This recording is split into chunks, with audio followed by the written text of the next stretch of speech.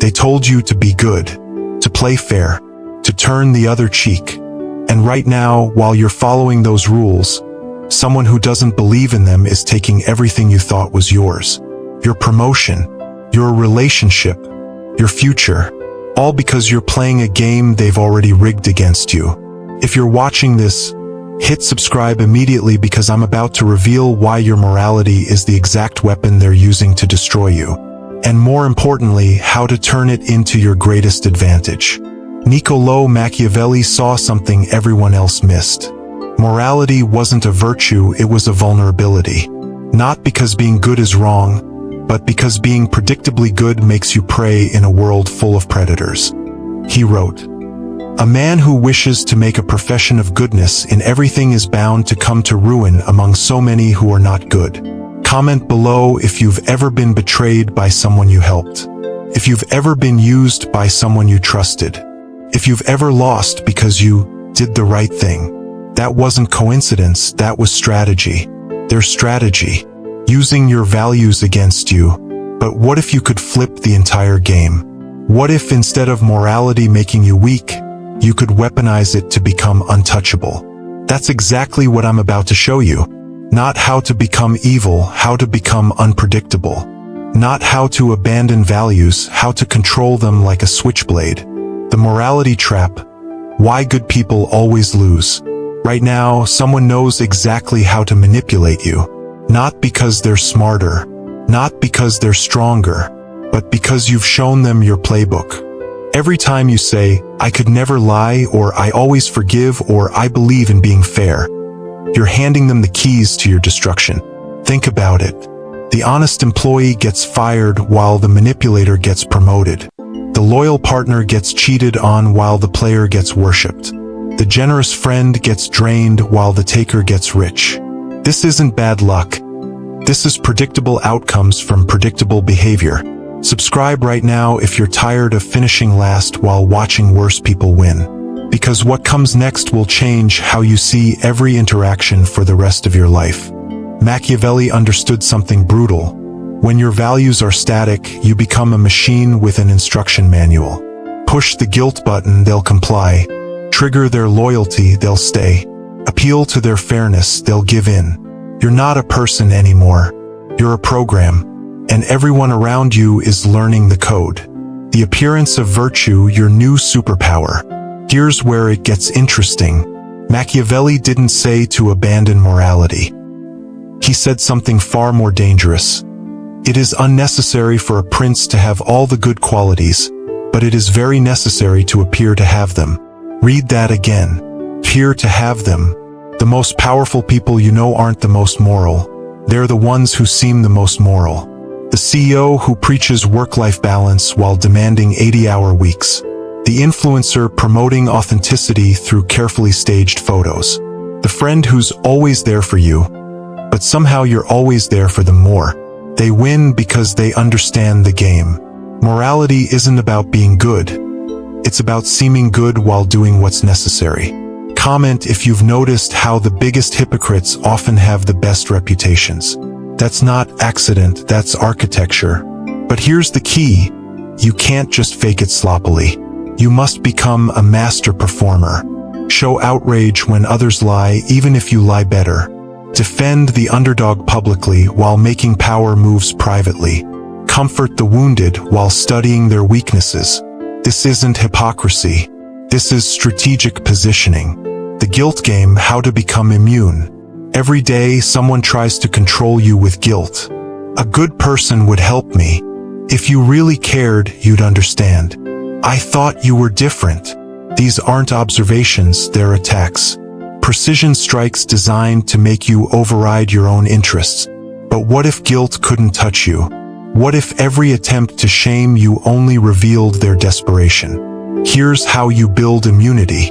When they say, "How could you do that?" You don't defend. You reframe, "I did what was necessary." When they say, "That's not right," you respond, "That's your morality." Mine values results over feelings. Never argue about right and wrong. Shift the conversation to effective and ineffective. They're playing checkers with moral pieces. You're playing chess with power moves. Subscribe and hit the bell because I'm about to reveal the most powerful reframe in human psychology. The ultimate response to moral manipulation? Your disappointment in me is not my responsibility. Watch them scramble. Watch them stutter. Watch them realize their favorite weapon just bounced off your armor. Because guilt only works on people who accept it. And you're done accepting packages that aren't addressed to you. Strategic moral flexibility, the ultimate weapon. This is where 99% stop and 1% ascend. They think you have to choose. Be good or be powerful. Be kind or be successful. Be moral or be dominant. But Machiavelli knew the truth. The most dangerous people can be both, just never at the same time. Your morality should be like water. Solid when it needs to be ice. Flowing when it needs to be liquid. Vapor when it needs to disappear. The situation determines the state, not some rigid rule you learned in kindergarten. Comment below, what moral rule has held you back the most? Recognizing it is the first step to transcending it. Here's your new operating system. Be honest, when lies would cost more than truth. Be loyal to those who've proven they'd bleed for you. Be kind when kindness increases your power. Be ruthless when mercy would be seen as weakness. Be forgiving after they've paid the price, not before. This isn't about becoming evil. It's about becoming sovereign. You don't follow universal rules, you create situational ones. You don't obey moral law, you write it based on what serves your ascension. The fear-love paradox. Machiavelli's most misunderstood quote. It is better to be feared than loved. But here's what everyone misses. He actually said, it is much safer to be feared than loved, if one of the two must be lacking. If one must be lacking, the goal isn't fear or love. It's both in perfect sequence. First, establish fear. Not terror, respect for your capability. Let them know you could destroy them but choose not to. Then layer in selective love. Not universal kindness, strategic generosity. Make your approval rare and valuable. Share this video with someone who needs to learn this balance. Because most people are trying to be loved by everyone while being feared by no one. That's why they get walked on. The progression works like this. Early game. Be unpredictable. Let them wonder what you're capable of. Mid-game. Be selectively generous. Reward loyalty with unexpected kindness. Endgame. Be legendary. Your rare acts of mercy become stories people tell. The sovereign code, you are the law. Here's the final transformation. The moment you stop asking, is this right? And start asking, does this serve my purpose? Not because you're evil, because you're free. Free from the chains of other people's expectations. Free from the prison of predictable goodness. Free from the weakness of rigid morality. You write your own code now. Your own definitions of right and wrong based on what builds your empire. Comment, I am the law if you're ready to stop being ruled by rules you didn't write.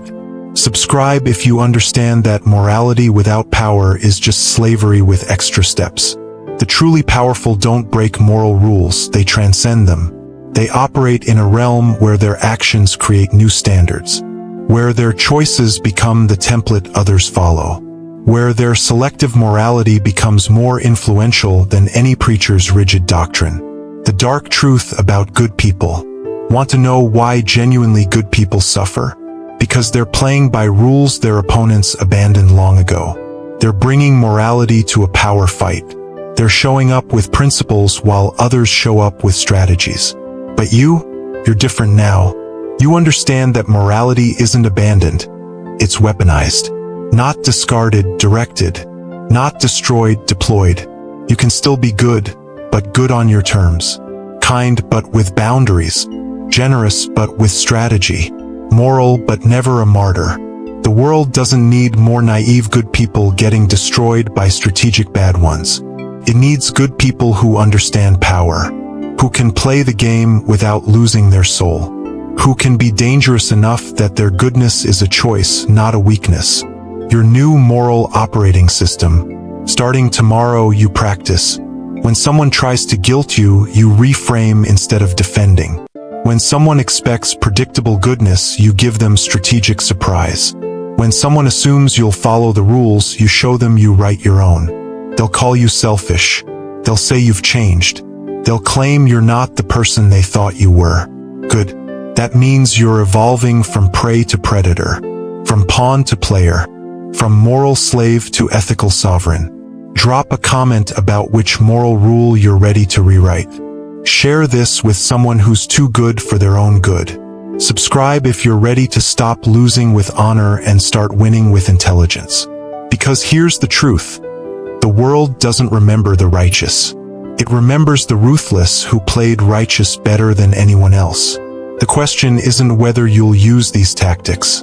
The question is whether you'll use them before they're used against you. You weren't born to be a martyr. You were born to be a monarch. Let them keep their purity.